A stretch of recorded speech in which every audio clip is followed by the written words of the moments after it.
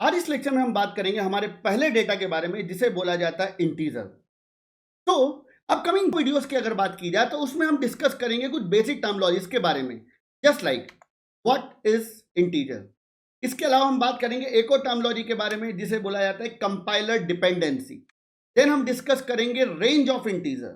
साथ ही साथ हम यहाँ पर डिस्कस करेंगे कि जो रेंज आपके सामने आप बताई जाएगी उस रेंज को आइडेंटिफाई करने के का फॉर्मूला क्या होता है। और इसके अलावा हम एक चीज और डिस्कस करेंगे जिसे बोला जाता है बटरफ्लाई डायग्राम। डन? तो चलिए स्टार्ट करते हैं। अब इंटीजर की अगर बात की जाए तो इंटीजर मतलब क्या? तो इंटीजर मतलब वो न्यूमेरिक वैल्यू या वो नंबर्स जिनमें डेसिमल पॉइंट नहीं होता है, वो सारी की सारी वैल्यूज इंटीजर कहलाती हैं।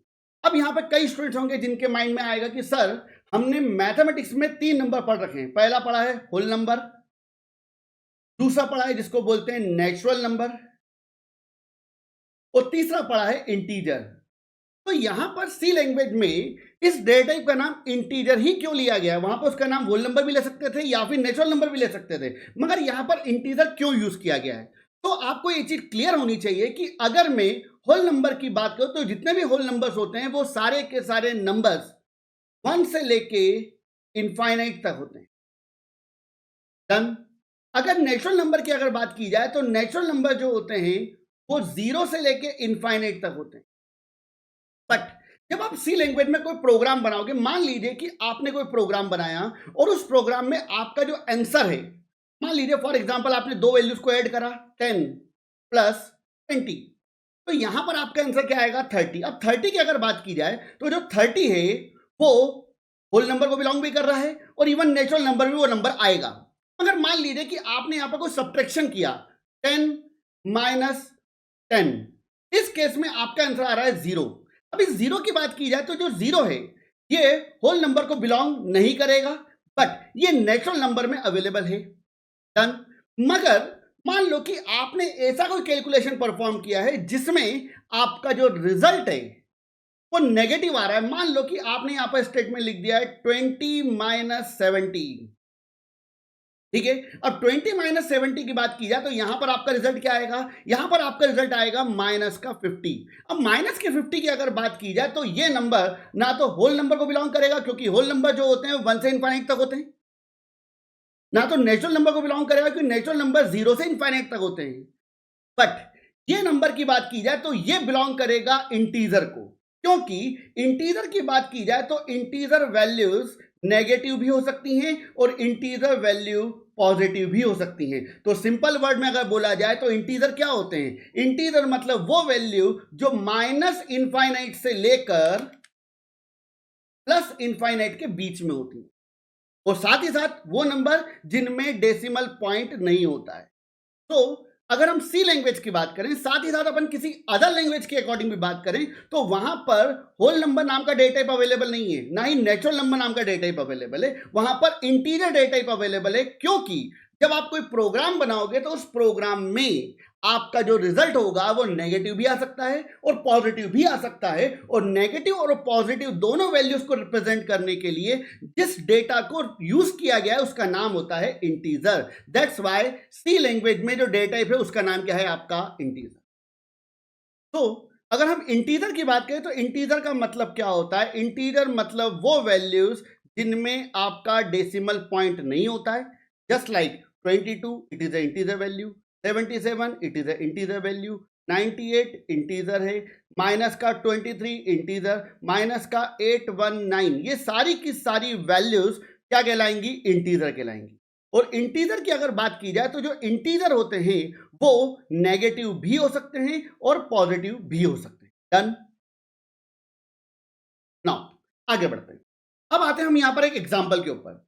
मान लो कि आपको आपके कंप्यूटर में कुछ स्टोर कराना है। मान लो कि आपको आपके मोबाइल में एक मूवी स्टोर करानी है, या कोई इमेज स्टोर करानी है, या कोई डॉक्यूमेंट स्टोर कराना है। तो ऐसी सिचुएशन में आपको किसकी रिक्वायरमेंट पड़ेगी? मेमोरी। मतलब एक वीडियो की अगर बात की जाए तो एक वीडियो मेमोरी ऑक्यूपाई करता है, बिल्कुल ऑक्यूपाई करता है। एक गाना सॉन्ग मेमोरी ऑक्यूपाई करता है? बिल्कुल ऑक्यूपाई करता है। कोई डॉक्यूमेंट की अगर बात की जाए तो क्या कोई डॉक्यूमेंट आपके कंप्यूटर में मेमोरी ऑक्यूपाई करता है? बिल्कुल ऑक्यूपाई करता है। तो हर चीज का क्या होता है, कोई ना कोई मेमोरी साइज होता है, वो कुछ ना कुछ मेमोरी ऑक्यूपाई करता है। तो जब हर चीज मेमोरी ऑक्यूपाई करती है तो मुझे एक चीज सोच के बताइए, क्या इंटीजर मेमोरी ऑक्यूपाई नहीं करेगा? बिल्कुल करेगा। तो हमारा यहां पर पहला इंपॉर्टेंट क्वेश्चन बनता है, साइज ऑफ इंटीजर। इंटीजर का साइज क्या होता है? मतलब सिंपल वर्ड में अगर बोला जाए तो मैं यहां पर यह बोलना चाह रहा हूं कि जो इंटीजर होता है वो कितनी मेमोरी ऑक्यूपाई करेगा। रिमेंबर, तो अगर यहां पर इंटीजर के साइज की बात की जाए तो उसको समझने के लिए हमें यहां पर पहले एक टर्मिनोलॉजी के ऊपर बात करनी पड़ेगी जिसे बोला जाता है कंपाइलर। नॉर्मली क्या होता है, कंपाइलर की अगर बात की जाए तो कंपाइलर को हम डिटेल में डिस्कस करेंगे जब मैं आपको प्रोग्राम बनाना बताऊंगा। बट उसके पहले इनिशियली आपको कंपाइलर के बारे में बेसिक आइडिया होना जरूरी है। रिमेंबर, देखो एक वर्ड होता है, इसको बोलते हैं कंपाइल।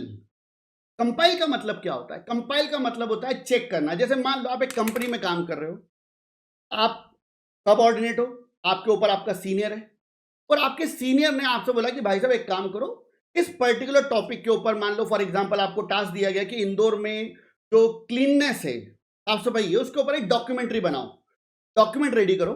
डन। अब क्या हुआ कि आपने वो डॉक्यूमेंट रेडी करा मेहनत करके। अब वो डॉक्यूमेंट सही है, उसमें क्या क्या गलतियां हैं वो कौन बताएगा? वो आपका सीनियर आपको बताएगा। तो आप क्या बोलोगे कि सर मैंने डॉक्यूमेंट रेडी कर दिया है, मेरे इस डॉक्यूमेंट को कंपाइल कर लो। कंपाइल मतलब क्या? चेक करना। तो नॉर्मली अगर मैं कंपाइलर की बात करूं तो कंपाइलर कौन होता है? कंपाइलर की बात की जाए तो कंपाइलर पहले से बना हुआ एक प्रोग्राम है जिसका काम है आपके प्रोग्राम को चेक करना कि आपने जो प्रोग्राम बनाया है वो सही बनाया है या गलत बनाया है। अब नॉर्मली अगर कंपाइलर की अगर बात की जाए तो कंपाइलर अलग अलग है।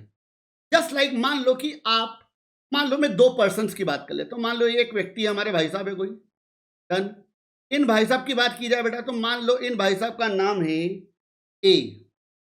डन। तो मान लीजिए एक और भाई साहब हैं और इन भाई साहब का नाम है मान लीजिए बी। डन। अब ए की बात की जाए तो ए भी सी लैंग्वेज में प्रोग्रामिंग कर रहा है, बी की बात की जाए तो वो भी सी लैंग्वेज में प्रोग्रामिंग कर रहा है। अब यहां पर ए की बात की जाए तो मान लो जो ए व्यक्ति है वो एक कंपाइलर को यूज कर रहा है और उस कंपाइलर का नाम है टर्बो कंपाइलर। डन। और बी की बात की जाए तो जो बी व्यक्ति है बेटा वो भी एक कंपाइलर पे वर्क कर रहा है और उस कंपाइलर का नाम है जीसी कंपाइलर। नॉर्मली हमारे पास सी लैंग्वेज में कोडिंग करने के लिए दो अलग अलग कंपाइलर्स अवेलेबल हैं। पहला टर्बो कंपाइलर, या फिर इसके लिए कई बार एक वर्ड यूज किया जाता है, इसको बोलते हैं बॉरलैंड टर्बो कंपाइलर। बॉरलैंड टर्बो ये ओल्ड कंपाइलर, मैं आपको पहले ही क्लियर कर देता हूं। डन। तो सिंपल वर्ड में बुलाया तो बेटा ये कैसा कंपाइलर है आपका? ओल्ड। और अगर न्यू कंपाइलर की बात की जाए तो न्यू कंपाइलर कौन है आपका? सी। अब यहां पर दो पर्सन है ए और बी। अब ए की बात की जाए तो ए एक अलग कंपाइलर पे वर्क कर रहा है और बी की बात की जाए तो जो बी है वो एक अलग कंपाइलर पे वर्क कर रहा है। अब ध्यान दीजिएगा प्लीज। अब यहां पर अगर अगर आप टर्बो कंपाइलर की बात करोगे तो एक चीज ध्यान रखना, टर्बो कंपाइलर पर जो इंटीजर होता है, रिमेंबर टर्बो कंपाइलर की बात की जाए तो टर्बो कंपाइलर पे जो इंटीजर होता है वो ओवरऑल मिलाकर 16 बिट की मेमोरी ऑक्यूपाई करता है। 16 बिट। और मैंने आपको बताया था 16 बिट मतलब क्या? 2 बाइट। मतलब अगर मैं टर्बो कंपाइलर यूज करूंगा कोडिंग करने के लिए तो वहां पर इंटीजर 2 बाइट की मेमोरी ऑक्यूपाई करेगा। बट अगर मान लीजिए आपने कोडिंग करने के लिए जीसीसी कंपाइलर का यूज करा हुआ है तो जीसीसी कंपाइलर पे जो इंटीजर होगा वो ओवरऑल मिलाकर 32 बिट की मेमोरी ऑक्यूपाई करेगा। और 32 बिट मतलब क्या? 4 बाइट। मतलब अगर आप टर्बो कंपाइलर यूज करोगे तो वहां पर इंटीजर का जो साइज होगा वो 2 बाइट होगा और अगर आप जीसीसी कंपाइलर यूज करोगे तो वहां पर इंटीजर का जो साइज होगा वो 4 बाइट होगा। डन। इसके अलावा मान लीजिए कि आपसे टेक्निकल में एक क्वेश्चन पूछा गया है। मान लीजिए तो क्वेश्चन ये है आपका कि what is the size of integer. Remember, size of integer, integer का साइज क्या होता है? तो यहां पर मान लीजिए आपको ऑप्शन दिए गए कुछ इस प्रकार से। 2 बाइट, 4 बाइट, 8 बाइट, और मान लीजिए आपको साइज दिया गया है डिपेंड ऑन कंपाइलर, DOC। तो यहां पर आपका जो रिजल्ट आएगा वो आएगा डिपेंड ऑन कंपाइलर, क्योंकि कंपाइलर टू कंपाइलर इंटीजर का जो साइज होता है वो क्या करता है, वेरी करता है। टर्बो कंपाइलर पे इंटीजर का साइज कुछ और होगा और GCC कंपाइलर पे इंटीजर का साइज कुछ और होगा। दैट्स व्हाई यहाँ पे जो रिजल्ट आएगा वो रहेगा आपका डिपेंड ऑन कंपाइलर, रिमेंबर। इसके अलावा यहां पर एक टर्मिनोलॉजी और आती है जिसे बोला जाता है रेंज। अब रेंज की अगर बात की जाए तो रेंज का मतलब क्या होता है? रेंज का मतलब होता है लिमिटेशन, बाउंड्रीज। अगर आपकी बात की जाए तो मान लो कि आप किसी दूसरे शहर से, किसी छोटे शहर से किसी बड़े शहर में पढ़ने के लिए आए हो, तो कई बार क्या करते हैं, कई बार आपके पेरेंट्स जो होते हैं वो आपके ऊपर एक रेंज डिप्लॉय कर देते हैं कि भाई साहब प्लीज बेटा शाम को 9 बजे के बाद यहां से इतना दूर घूमने मत जाना। तो वो क्या है, वो एक रेंज है, एक लिमिटेशन, एक बाउंड्री है। तो यहां पर अगर इंटीजर की बात की जाए तो इंटीजर पर भी एक लिमिटेशन, एक बाउंड्री वर्क करती है और उस बाउंड्री को नॉर्मली बोला जाता है रेंज। अब इस रेंज की अगर बात की जाए तो जो रेंज होती है वो नॉर्मली डिपेंड करती है साइज पर। मैं आपको एक सिंपल से एग्जांपल पे लेके आता हूं। मान लो कि मेरे पास एक पानी की बोतल है। अब इस पर्टिकुलर बॉटल की अगर बात की जाए तो मुझे एक चीज जवाब दो यहां पर कि बॉटल का जो साइज है वो फाइनाइट है या इनफाइनाइट है?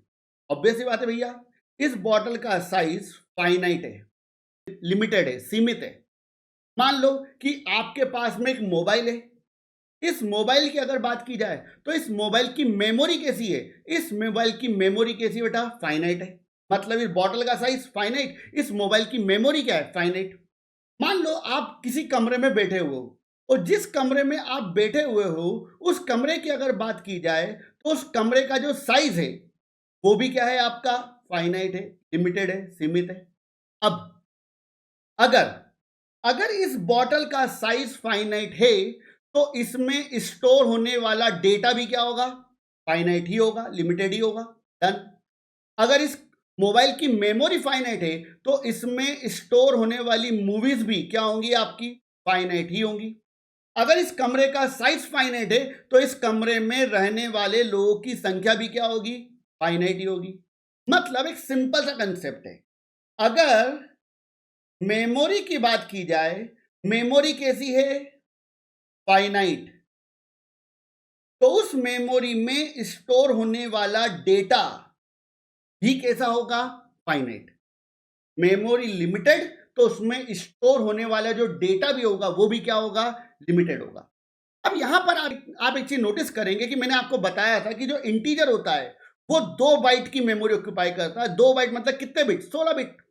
अब 16 बिट की अगर बात की जाए या 2 बाइट की अगर बात की जाए तो ये एक फाइनाइट नंबर है। रिमेंबर, ये एक फाइनाइट नंबर है। अब अगर ये मेमोरी फाइनाइट है तो क्या इस 16 बिट की मेमोरी में, ये एक लिमिटेड मेमोरी है, इस 16 बिट की मेमोरी में क्या हम दुनिया का कितना भी बड़ा नंबर स्टोर कर सकते हैं? Let's see. तो मान लो कि आपके पास में एक 16 बिट की मेमोरी है। डन। अब इस 16 बिट की मेमोरी की अगर बात की जाए तो इस मेमोरी का जो साइज है वो कैसा है? फाइनाइट है, लिमिटेड है, सीमित है। अब इस 16 बिट की मेमोरी में आप दुनिया का कितना भी बड़ा नंबर स्टोर नहीं कर सकते, क्योंकि मेमोरी क्या है? मेमोरी लिमिटेड है। तो इस 16 बिट की मेमोरी में आप 16 बिट, इंपॉर्टेंट वर्ड है बेटा, मैं यहाँ पे बिट में बात कर रहा हूँ कि बिट का रिलेशन है, यहाँ पे ध्यान रखना।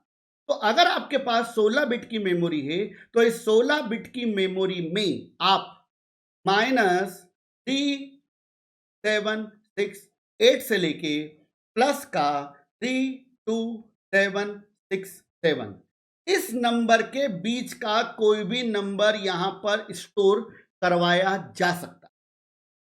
बट अगर इस नंबर की बात की जाए, इस रेंज की बात की जाए, इस रेंज से अगर कोई बड़ा नंबर लेता हूं, मान लीजिए मैंने नंबर ले लिया है 40,000। अब 40,000 की अगर बात की जाए तो 40,000 को इस 16 बिट की मेमोरी में हम स्टोर नहीं करा पाएंगे, क्योंकि ये मेमोरी कैसी है? ये मेमोरी फाइनाइट है। तो तो यहां पर ये जो नंबर मैंने आपके सामने लिखा हुआ है, इस नंबर की अगर बात की जाए तो इसे बोला जाता है range of integer on turbo compiler. Remember, ये टर्बो कंपाइलर की रेंज है, या फिर इसको आप बोल सकते हो 2 बाइट पर रेंज है, या फिर आप इसको बोल सकते हो 16 बिट पर रेंज है। तीनों स्टेटमेंट सेम ही हैं, कुछ अलग अलग नहीं है यहां पे। बट अगर मैं यहां पर बात करता हूं जीसीसी कंपाइलर की, तो मुझे एक चीज बताइए, यहां पर जीसीसी कंपाइलर में इंटीजर का साइज कितना होता है? 32 बिट। 32 बिट मतलब क्या? 4 बाइट, और 4 बाइट 2 बाइट से तो बड़ा है। तो अगर यहां पर अगर जीसीसी कंपाइलर के अकॉर्डिंग बात करें, तो जीसीसी कंपाइलर में जो रेंज होगी वो टर्बो कंपाइलर की रेंज से ज्यादा होगी। क्यों?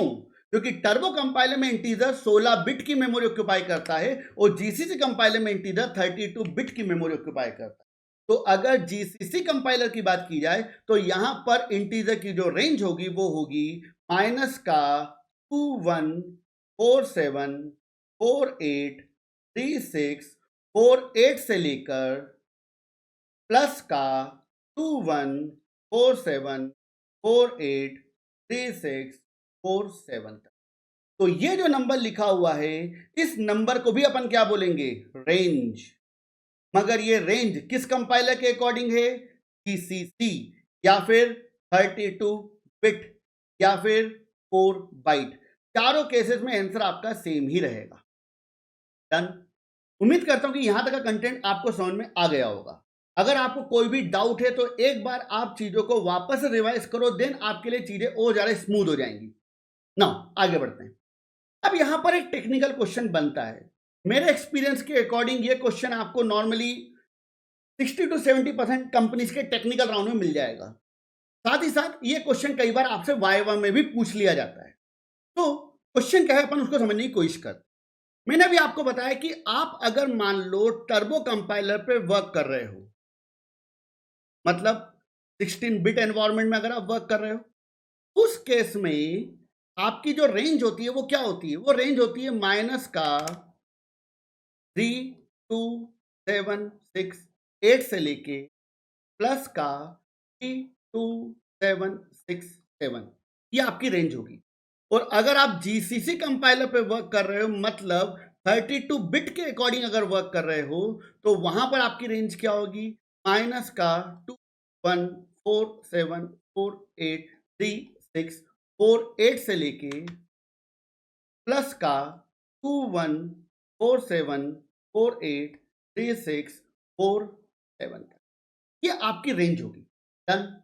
अब ये तो बेटा ये रटा हुआ ज्ञान होगा कि हाँ भैया टर्बो कंपाइलर पर रेंज ये होगी और जीसीसी कंपाइलर पर रेंज ये होगी। बट मान लो कि आप किसी वाइवा में गए और आपसे आपके एक्सटर्नल ने पूछा कि भाई साहब हम बिल्कुल सहमत है कि ये रेंज जो है ये टर्बो कंपाइलर पर रेंज है इंटीजर की, और ये जो रेंज है ये जीसीसी कंपाइलर पर रेंज है इंटीजर की। बट अगर मान लो कि आपके पास में ना तो 16 बिट की मेमोरी अवेलेबल है और ना ही 32 बिट की मेमोरी अवेलेबल है, मान लो कि आपके पास में टोटल मिला के 12 बिट की मेमोरी अवेलेबल है अगर, तो उस केस में आपकी रेंज क्या होगी? आपको एक टास्क दिया गया है, तो यहां पर अगर आपको रेंज आइडेंटिफाई करना है तो रेंज को आइडेंटिफाई करने का एक फॉर्मूला होता है। रिमेंबर, और फॉर्मूला क्या है ध्यान दीजिएगा प्लीज। फॉर्मूला यहां पर है माइनस का 2 to the power n minus 1 से लेकर प्लस का 2 to the power n minus 1 minus 1, ये आपका फॉर्मूला है। इस फॉर्मूले की अगर बात की जाए तो इस फॉर्मूले में n का मतलब क्या है? What the meaning of n? n का मतलब है यहां पर नंबर ऑफ बिट्स। यहां पर आप एक चीज नोटिस करिए कि आपके एक्सटर्नल ने आपको टास्क दिया हुआ है कि आपको 12 बिट पर रेंज आइडेंटिफाई करनी है। 12 बिट मतलब सिंपल वर्ड में अगर बात की जाए तो यहां पर n की वैल्यू कितनी है? 12। और अगर आपको 12 बिट पर रेंज आइडेंटिफाई करनी है तो अपन इस फॉर्मूले का यूज करेंगे। तो चलिए इसको सॉल्व करने की कोशिश कर। तो यहां पर ये स्टेटमेंट हो जाएगा आपका माइनस का 2 to the power 12 minus 1 2 plus का 2 to the power 12 minus 1 minus. अब यहां पर पावर की बात की जाए तो मैं उम्मीद करूंगा कि आप सभी को पावर कैलकुलेट करते आती होगी। अगर नहीं आती तो पहले एक बार आप ये चेक करिए कि पावर को कैलकुलेट कैसे किया जाता है। कई स्टूडेंट होते हैं जो कॉमर्स बैकग्राउंड के होते हैं या आर्ट्स बैकग्राउंड के होते हैं जो प्रोग्रामिंग को सीखना चाहते हैं, तो प्लीज आपको पावर निकालते आना चाहिए। तो चलिए यहां पर आपका स्टेटमेंट क्या बन गया, माइनस का 2 to the power 11 2 प्लस का 2 to the power 11 माइनस का 1। अब 2 to the power 11 की अगर बात की जाए तो 2 to the power 11 क्या होगा, तो इसको अपन आइडेंटिफाई कर लेते हैं, ध्यान दीजिएगा प्लीज।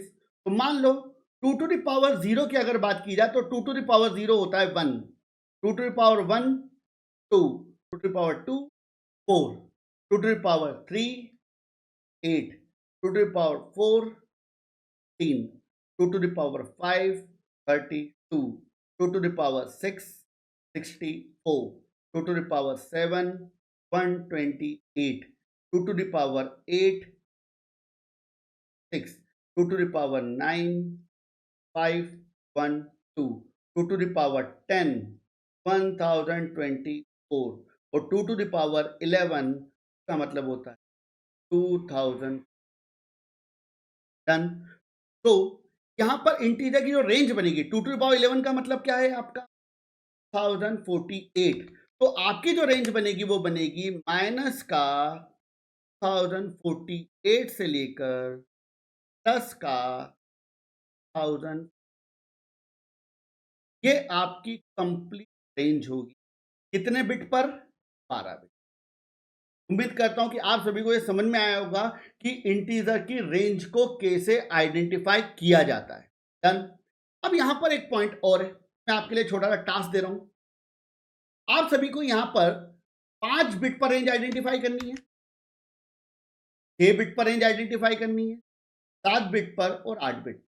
वीडियो को पॉज करो और कैलकुलेट करो। अब 5 बिट की अगर बात की जाए तो 5 बिट पर आपकी जो रेंज आएगी वो होगी माइनस का 16 टू प्लस का 15। हाँ भैया, ऐसा कोई बैठा हुआ है यहां पर जिसने यहां पर जो रेंज निकाली है वो माइनस का 32 निकाली है, तो मैं आपको एक चीज क्लियर कर दूं भाई साहब, यहां पर आपने गलती क्या करी है। गलती आपने ये करी है कि आपने 2 to the power 5 निकाला है। अगर आपको 5 बिट पर रेंज निकाली है तो उसको -1 करना पड़ेगा, क्योंकि यहां पर ध्यान दो, आपने 12 बिट पर रेंज निकाली तो -1 करे क्या करा है आपने, 12 - 1 11। तो अगर आपको 5 बिट पर रेंज निकाली है तो आपको 5 - 1 करना पड़ेगा, मतलब 4 हो जाएगा, और आपको 2 to the power 4 निकालना पड़ेगा। डन, ये चीज ध्यान रखिएगा। तो अगर अपन 5 बिट की बात करें तो 5 बिट पर आपकी रेंज होगी माइनस का 16 टू प्लस का 15। 6 बिट पर आपकी रेंज होगी माइनस का 32 टू प्लस का 31। 7 बिट पर आपकी रेंज होगी माइनस का 64 टू प्लस का 63, और 8 बिट पर आपकी रेंज होगी माइनस का 128 टू प्लस का 120। डन। तो ये आपकी रेंज होती है अलग अलग बिट्स के। डन। उम्मीद करता हूं आपको ये पॉइंट क्लियर हो गया होगा कि इंटीजर की रेंज को कैसे आइडेंटिफाई किया जाता है। डन। आज इस लेक्चर में हम बात करेंगे एक और टर्मिनोलॉजी के बारे में जिसे नॉर्मली बोला जाता है रिड्यूस मॉड्यूलर। अब रिड्यूस मॉड्यूलर क्या होता है, इस कंसेप्ट को समझने के पहले हमें हमारे प्रीवियस लेक्चर के बारे में एक चीज डिस्कस करनी पड़ेगी। लास्ट लेक्चर की अगर बात की जाए तो लास्ट लेक्चर मैंने आपको ये बताया था कि अगर आप टर्बो कंपाइलर पे वर्क करोगे तो टर्बो कंपाइलर पर जो इंटीजर होता है उसकी जो रेंज होती है वो माइनस का 32768 से लेके प्लस का 32767 ये होती है। और अगर आप जीसीसी कंपाइलर पे वर्क करोगे तो जीसीसी कंपाइलर पे इंटीजर की जो रेंज होगी वो माइनस का 2147483648 से लेके प्लस 2147483647 तक होगी। डन। अब इस पर्टिकुलर रेंज की अगर बात किया, रेंज मतलब क्या, एक लिमिटेशन, एक बाउंड्री। अब मान लो कि आपने कोई प्रोग्राम बनाया और आपने उस प्रोग्राम के अंदर एक वेरिएबल डिक्लेयर किया। सपोज मैंने यहां पर एक वेरिएबल डिक्लेयर करा है इंटीजर x। यहां पे दो इंपॉर्टेंट पॉइंट है। पहला पॉइंट कि अगर आपको ये नहीं पता है कि वेरिएबल्स क्या होते हैं तो अपकमिंग 3 और 4 वीडियोस के बाद में आपको एक टॉपिक मिल जाएगा, उस टॉपिक का नाम है variable and naming rules of variable. तो अगर आप पहले उस वीडियो को एक बार देख लेंगे और उसके बाद अगर इस टॉपिक को पढ़ेंगे तो आपके लिए चीज़ों को समझना बहुत ज़्यादा ईजी हो जाएगा। डन। दूसरी इंपॉर्टेंट चीज़, इस पर्टिकुलर कंसेप्ट को एक्सप्लेन करने के लिए मैं अभी यहाँ पर टर्बो कंपाइलर का यूज़ कर रहा हूँ, क्योंकि जीसीसी कंपाइलर की बात की जाए तो जीसीसी कंपाइलर की जो रेंज है वो बहुत ज़्यादा बड़ी है और कैलकुलेशन में आपको कुछ ना कुछ इश्यूज आएगा। बट मैं आपको एक चीज़ क्लियर कर देता हूँ कि जो चीज़ मैं आपको टर्बो कंपाइलर के अकॉर्डिंग बता रहा हूँ वही का वही कंसेप्ट एज इट इज़ किस में वर्क करेगा, जीसीसी कंपाइलर में। डन। चलिए, तो मान लीजिए कि आपने यहाँ पर एक वेरिएबल डिक्लेयर करा इंटीजर एक्स। क्या होगा, आपके पास में एक 2 बाइट की मेमोरी बन जाएगी और इस मेमोरी का नाम हुआ एक्स। 2 बाइट की मेमोरी क्यों? क्योंकि टर्बो कंपाइलर में जो इंटीजर होता है वो टोटल मिला के 2 बाइट की मेमोरी ऑक्यूपाई करता है। डन। अब यहां पर इस 2 बाइट की अगर मेमोरी की बात की जाए तो 2 बाइट की मेमोरी के अकॉर्डिंग रेंज क्या होती है, वही माइनस का 32768 से लेके प्लस का 32767। मतलब मैं इस रेंज से बड़ी वैल्यू इंटर नहीं करा सकता।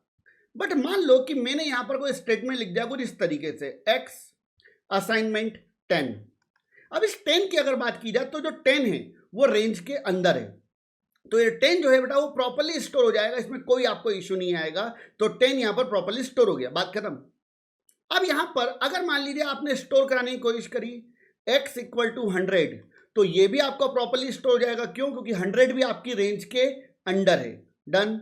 बट मान लीजिए कि आपने यहां पर एक वैल्यू स्टोर कराने की कोशिश करी है, for example x equal to 32767।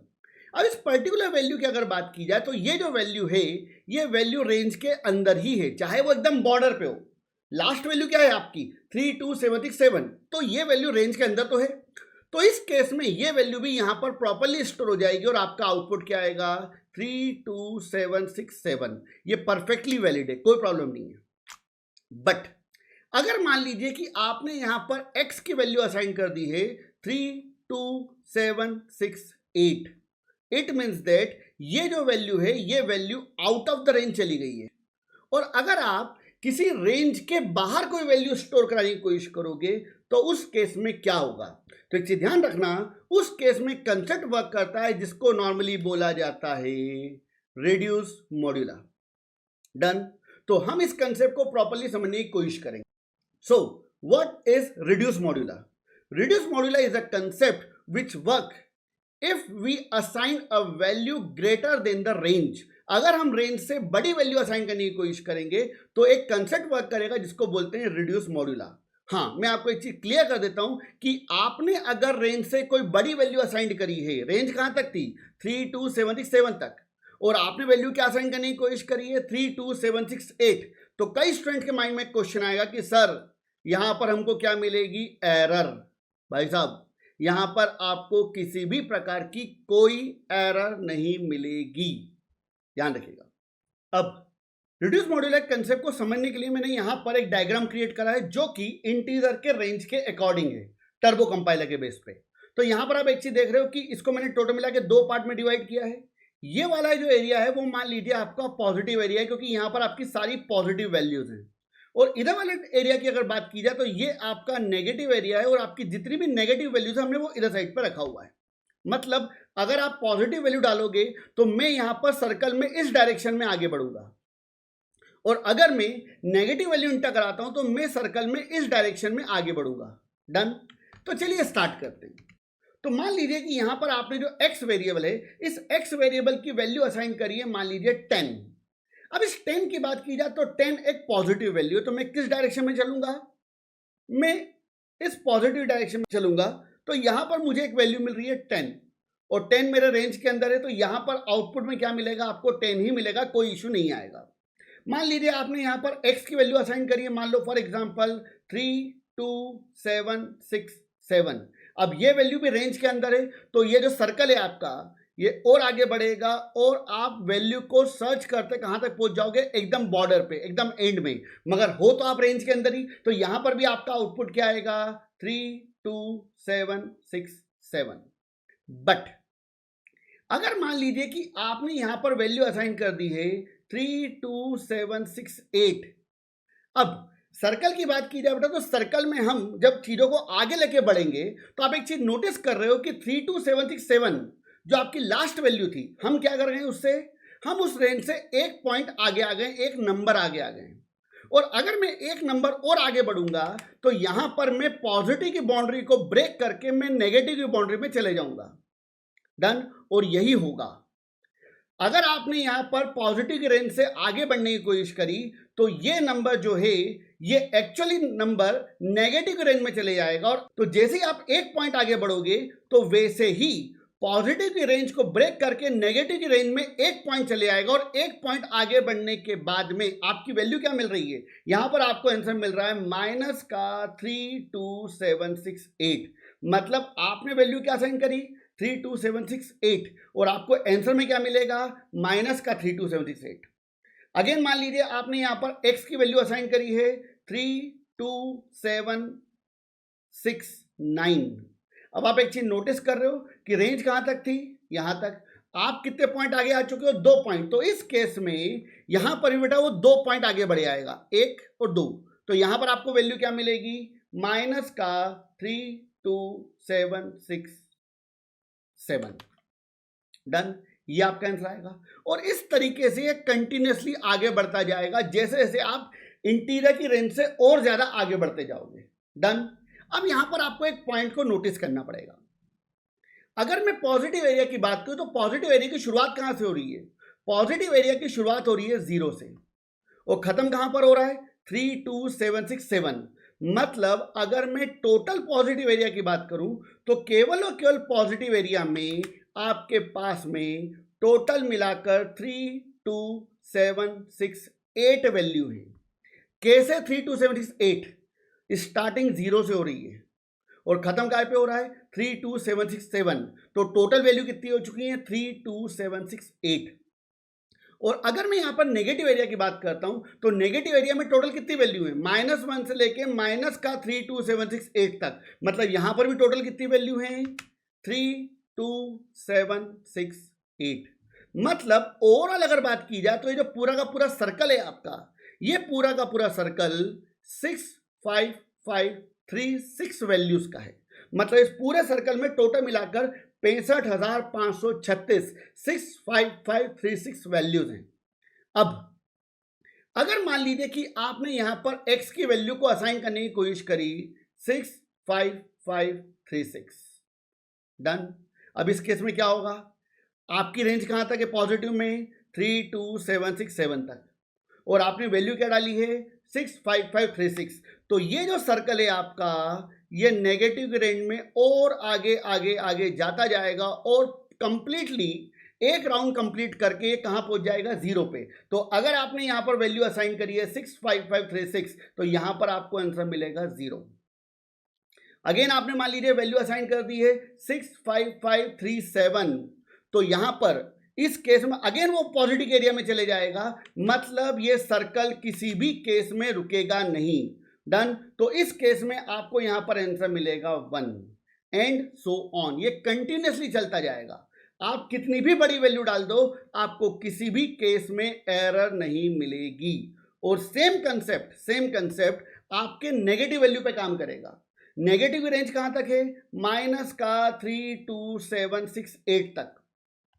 और अगर मान लीजिए आपने यहां पर वैल्यू असाइन करने की कोशिश करी है 32769 माइनस का, तो क्या होगा, 32768 लास्ट वैल्यू थी, तो वो नेगेटिव की रेंज से कहां पर आ जाएगा, पॉजिटिव की रेंज में। तो अगर आप ये वैल्यू एंटर कराओगे तो आपका जो आंसर आएगा वो आएगा प्लस का 32767। बट आपको एरर नहीं मिलेगी। तो ये जो कंसेप्ट होता है ये पॉजिटिव और नेगेटिव दोनों डायरेक्शन में वर्क करेगा। और ये कंसेप्ट आपके लिए बहुत ज्यादा इंपॉर्टेंट है क्योंकि जब आप लूप पे काम करोगे, जब आप इफ एल्स पे काम करोगे तो कई प्रोग्राम आपको ऐसे मिलेंगे जिनमें आपके दिमाग से खेला जाएगा। किसके बेस पर? इस रेंज के बेस पर। डन। अब यहां पर कई स्टूडेंट के माइंड में क्वेश्चन आएगा कि सर ये जो आपने बोल तो दिया, ये कैसे हो रहा है? तो एक चीज ध्यान रखिएगा प्लीज, ये जो कंसेप्ट आपके सामने मैंने बताया, ये तो एक विजुअलाइज रिप्रेजेंटेशन है कि ऐसा होता है। मगर इस विजुअलाइजेशन की बात की जाए तो इस विजुअलाइजेशन के बैकग्राउंड में भी एक कंसेप्ट वर्क करता है जिसे बोला जाता है बाइनरी अर्थमेटिक। रिमेंबर, तो आपको यहां पर बाइनरी के बारे में आइडिया होना चाहिए, तब आप इस कंसेप्ट के और डेप्थ में जा पाओगे। डन। मगर वो कंसेप्ट आपके लिए कोई ज्यादा रिक्वायरमेंट नहीं है, मैं उसका वीडियो जरूर आपको प्रोवाइड करूंगा, बट वो आपके लिए इतना एसेंशियल नहीं है, वो एक ऑप्शनल वीडियो है। डन। तो उस वीडियो में हम बात करेंगे एक टर्मिनोलॉजी के बारे में जिसे बोला जाता है नंबर सिस्टम। तो नंबर सिस्टम आपने कई बार कॉलेज में पढ़े होंगे, जस्ट लाइक बाइनरी क्या होता है, वो सारी चीजों के बारे में थोड़ा डिस्कस करेंगे अपन उस चीज के अंदर। और साथ ही साथ में यहां पर आपको एक कंसेप्ट बताऊंगा जिसको बोलते हैं टूस कॉम्प्लीमेंट। इसके अलावा एक टर्मिनोलॉजी के ऊपर और बात होगी जिसे बोला जाता है साइंड मैग्नीट्यूड रिप्रेजेंटेशन। जब ये टर्मिनोलॉजी आपको समझ में आएंगी तो आपको प्रॉपर्ली समझ में आएगा कि एग्जैक्टली यहां पर जो हो रहा है वो कैसे हो रहा है। Done. But as a developer अगर बात की जाए तो आपको उन कंसेप्ट के अंदर तक जाने की जरूरत बिल्कुल नहीं है। बट हां, जब मैं आपको बिटवाइज ऑपरेटर पढ़ाऊंगा तब मैं इस कंसेप्ट के बहुत डीप में जाऊंगा, क्योंकि उस टाइम पे आपको बाइनरी कैलकुलेशंस के ऊपर काम करना पड़ेगा, क्योंकि बिट आर्किटेक्चर बहुत इंपॉर्टेंट होता है। और आपके किसी भी लॉजिकल पार्ट की बात की जाए तो उसके परफॉर्मेंस को बिट कैलकुलेशन की सहायता से बढ़ाया जा सकता है। ओके, तो जो जो चीजें मैंने आपको बताई थी, मैं अब उन चीजों का प्रैक्टिकल प्रूफ आपको दिखा रहा हूं। रिमेंबर, अभी मैं आपके सामने जो प्रोग्राम लिख रहा हूं, कृपया प्लीज आप अपना दिमाग यहां पर प्रोग्राम में क्या लिख रहा हूं इसके ऊपर मत लगाओ, क्योंकि मैं आगे आपको कंप्लीट फ्रॉम स्क्रैच प्रोग्राम बनाना बताऊंगा कि प्रोग्राम कैसे बनता है, कोई भी स्टेटमेंट लिखा हुआ तो उसका मतलब क्या होता है। मगर अभी आपको केवल कंसेप्ट को देखना है कि जो चीजें मैंने आपको बताई थी उनका आउटपुट सेम आ रहा है या नहीं आ रहा है, दैट्स इट। बाकी hash include store dot H क्या होता है, कॉर्नर डॉट एच क्या होता है, इसके ऊपर आपको दिमाग लगाने की कोई रिक्वायरमेंट नहीं है। तो चलिए, यहां पर आपके सामने स्क्रीन अवेलेबल और स्क्रीन पर आपको एक कंपाइलर दिख रहा है, ब्लू स्क्रीन कंपाइलर। ये जो कंपाइलर है इसको बोलते हैं बोरलैंड टर्बो कंपाइलर।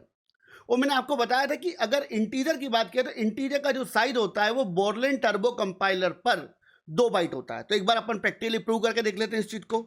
तो मैंने यहां पर एक स्टेटमेंट लिखा है, printf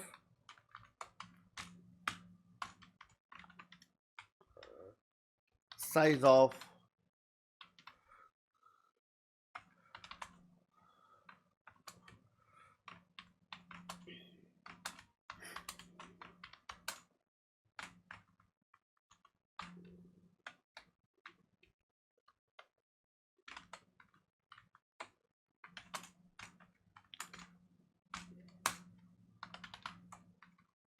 अब इस कोड को अगर मैं रन करूंगा तो आप एक चीज नोटिस करेंगे कि यहां पर आपका आउटपुट क्या आएगा।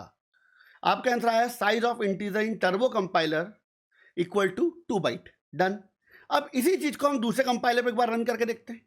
अब यहां पर आपके सामने एक और कंपाइलर अवेलेबल है और ये जो कंपाइलर है ये आपका जीसीसी कंपाइलर है। और जो सेम कोड मैंने वहां लिखा था वही कोड मैं यहां पर अगेन लिख रहा हूं और यहां पर आप देखते हैं कि आपका आउटपुट क्या आता है। Size of integer in GCC compiler equal to %d bytes comma size of int। Done. मैं आपको दोनों कंपाइलर पे कोडिंग करना बताऊंगा, मगर अभी अपन केवल कंसेप्ट को समझ रहे हैं। अब इस कोड को मैं एक बार रन करता हूं।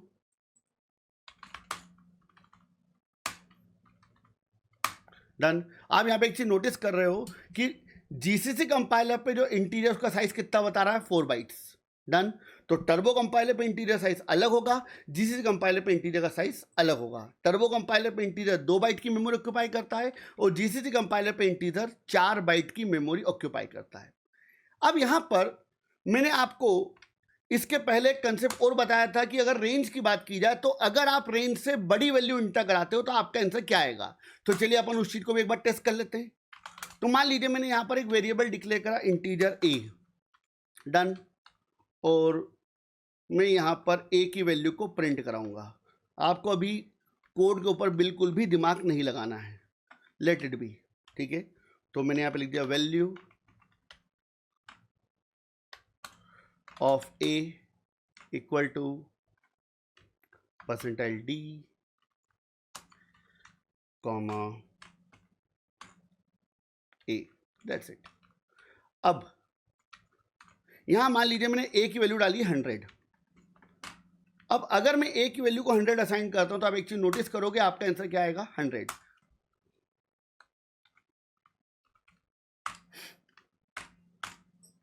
अब इस कोड को रन करते हैं, आपका आउटपुट आएगा ए की वैल्यू कितनी आ रही है, 100। डन। अब मान लीजिए आपने ए की वैल्यू डाल दी है 1000, तो भी आपका आंसर 1000 ही आएगा, कोई प्रॉब्लम नहीं आएगी। अगर आपने ए की वैल्यू डाल दी है 10,000, तो भी आपका आंसर 10,000 ही आएगा, कोई इशू नहीं आएगा। बट अगर मान लीजिए आप रेंज के एंड पे चले गए, टर्बो कंपाइलर के अकॉर्डिंग मैंने आपको रेंज बताई थी 32767, ये वैल्यू रेंज के एकदम बॉर्डर पे है मगर रेंज के अंदर है, तो यहाँ पर आपका आंसर अगेन क्या आएगा, 32767। डन। अब अगर मैं यहाँ पर वैल्यू इंटर कराता हूँ 32768, तो इस केस में आपका आंसर आएगा माइनस का 32768, वही रिड्यूस मॉड्यूलर कंसेप्ट जो मैंने आपको लास्ट लेक्चर में एक्सप्लेन किया था। डन। अगर मैं यहाँ पर वैल्यू डालता हूँ 32769, तो इस केस में आपका आंसर आएगा माइनस का 32767। अगर मैं यहाँ पर वैल्यू डालता हूँ 770, तो यहाँ पर आपका आंसर आएगा माइनस का 32766। डन। तो ये वही कंसेप्ट है जो मैंने आपको एक्सप्लेन किया था। अब जैसा मैंने आपको बताया था कि अगर पॉजिटिव एरिया की बात की जाए तो पॉजिटिव एरिया में कितनी वैल्यू है, 32768, 0 से लेके 3277 तक, और नेगेटिव एरिया में कितनी वैल्यू है, 32768। डन। मतलब ओवरऑल अगर बात की जाए तो कितनी वैल्यूज अवेलेबल है, 65536 पूरे सर्कल में। अगर आपको ये चीज समझ में ना आ रही हो तो एक बार आप पुरानी वीडियो को वापस देखो। डन। तो ओवरऑल सर्कल कितने का होता है, 65536 का। और अगर मैं यहां पर 65536 लेता हूं तो उस केस में क्या होगा, मेरा सर्कल कंप्लीटली घूम जाएगा और मेरा आंसर आएगा 0। और अगर मैं यहां पर 65537 ले लेता हूं तो मेरा आंसर यहां पर आ जाएगा अगेन 1। मतलब अगर मैं यहां पर कितनी भी बड़ी वैल्यू डाल दूं, कितनी भी बड़ी वैल्यू, कंपाइलर मुझे यहां पर कोई एरर नहीं देगा, वो सर्कल के अंदर घूमता रहेगा again and again and again. That's it. Clear. Same concept की बात की जाए तो ये वाला जो कंसेप्ट है वो एज इट इज वर्क करेगा जब आप इसे अप्लाई करोगे जीसीसी कंपाइलर पे, मगर वहां पर रेंज अलग होती है, तो मैं उसके ऊपर भी आपको एक बार रन करके दिखाया था उस चीज को। कंसेप्ट सेम है। तो चलिए अगर आप अपन आ गए यहां पर जीसीसी कंपाइलर पे। अब जीसीसी कंपाइलर की बात की जाए तो पहले मुझे आपके सामने रेंज लिखना पड़ेगी यहां पे। तो जीसीसी कंपाइलर पर रेंज क्या होती है, माइनस का 2147483648 से लेके प्लस का 2147483647 तक। डन। अब मैंने यहां पर एक वेरिएबल ले लिया इंटीजर ए, रेंज आपको पता है सामने लिखी हुई है। अगर मैंने मान लीजिए यहां पर स्टेटमेंट लिख दिया printf value of A equal to percentile D comma A, that's it. अब इस ए वेरिएबल की वैल्यू मान लीजिए मैंने डाल दी है 1 लाख। तो देखिए वहां पर आपको प्रॉब्लम कब दे दी थी, जब मैंने वैल्यू 3277 के ऊपर डाल दी थी। तो मगर यहां पर वैल्यू 1 लाख हो चुकी है, मतलब उससे काफ़ी बड़ी है, मगर उसके बावजूद भी ये वैल्यू यहां पर प्रॉपरली आपको प्रिंट होते हुए मिलेगी। क्यों? क्योंकि यहां पर रेंज ज़्यादा है, क्योंकि कंपाइलर में इंटीजर का साइज 4 बाइट है और 4 बाइट के अकॉर्डिंग रेंज मैंने आपके सामने ऊपर लिख रखी है। डन। अब मैं यहां पर अगर वैल्यू इंटर कराता हूं अगेन 2147483647, अब ये वैल्यू रेंज के अंदर है या रेंज के बाहर है, ऑब्वियसली बात है भैया रेंज के अंदर है। तो अगर इस कोड को अगर मैं कंपाइल करूंगा तो मेरा आंसर परफेक्ट आएगा। ये देखिए अब यहां पर अगर मैं 47 की जगह 48 कर देता हूं तो इस केस में मेरा आंसर क्या आएगा, इस केस में मेरा आंसर आएगा माइनस का 2147483648। वही कंसेप्ट जो आपने टर्बो कंपाइलर में पढ़ा है, मगर वहां पर रेंज कम थी, मगर यहां पर रेंज आ रहा है तो इस रेंज के अकॉर्डिंग वो ऑटोमेटिकली सर्कल में घूम जाएगा। तो आप यहां पे देखेंगे अपन आउटपुट को चेक करिए प्लीज, आपका आंसर क्या आया माइनस का 2147483648, यही वाला नंबर आपने वैल्यू क्या डाली है 2147483648, इस रेंज से एक ज्यादा, तो वो घूम के कहां पहुंच गया सर्कल में, अगेन इस वाली वैल्यू। डन। अगर मैं यहां पर वैल्यू कर देता हूं 49, तो आप एक चीज नोटिस करोगे कि आपका आंसर यहां पर आ जाएगा 47। चेक करिए, look at this. Same concept है टर्बो कंपाइलर और जीसीसी कंपाइलर पे। डन। तो ये था इंटीजर। सो इंटीजर में आप कितनी भी बड़ी वैल्यू डालो, कंपाइलर आपको यहां पर किसी भी प्रकार की कोई एरर नहीं देगा। और रिमेंबर, ये सी लैंग्वेज का एक ड्रॉबैक है। आप खुद सोचिए, अगर मुझे रेंज दी गई है तो रेंज से बड़ी वैल्यू में अगर इंटर करवाता हूं तो उस पर मुझे एरर देना चाहिए कंपाइलर को, मगर कंपाइलर मुझे एरर नहीं देता है। आप खुद सोचो कि अगर आपके पापा ने आपके लिए एक लिमिटेशन सेटअप कर दी कि बेटा रात को 10 बजे के बाद उस चौराहे से आगे घूमने मत जाना, ये लिमिटेशन है। और मान लो कि अगर आप उस चौराहे से आगे घूमने चले गए तो रूल के अकॉर्डिंग तो ये होना चाहिए, तुम्हारी कुटाई होना चाहिए, मगर पापा ने अगर तुमको छोड़ दिया, इसका मतलब क्या हुआ कि ये पापा का लूज बिहेवियर है, वो आपको उस बाउंड्री को क्रॉस करने पे कोई एरर नहीं दे रहे हैं।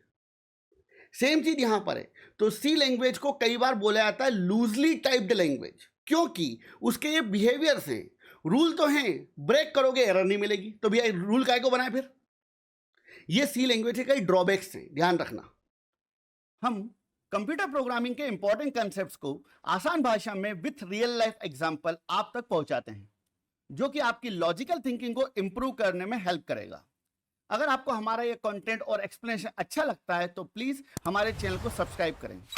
ये आपके लिए तो फ्री है, लेकिन इससे हमें और नए प्रोग्रामिंग रिलेटेड वीडियोस को बनाने के लिए मोटिवेशन मिलता है।